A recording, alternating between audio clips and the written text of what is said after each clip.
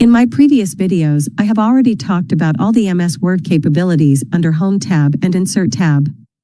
Now I am going to show you what we can do under Draw tab and Design tab.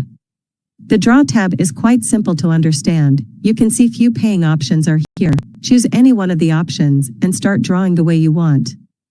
And click on Eraser to erase your drawing. Add Pen gives you more choices with the pen to draw.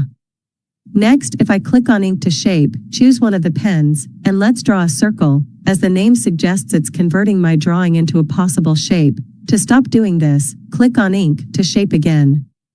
If I click on Ink to Math, it opens this pop-up. Now write any mathematical input. It's typing same in preview section. Erase is to remove the input if you want. Clicking on Clear will remove all. Let's write another math input. Click on Select and Correct and click.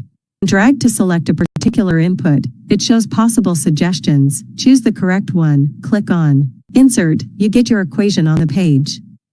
Clicking on Drawing Canvas will add a canvas on the page to draw inside the canvas. Even if our drawing goes beyond the border of the canvas by mistake, it automatically removes that part. Now let's talk about what comes under Design tab. If I click on Themes, it gives me several options. Click on any of the options to choose for the theme of your document. Now look at the title and the paragraphs on my document. If I take the cursor on any of the options available for document formatting, it changes the format of the document. Just click to choose a particular formatting.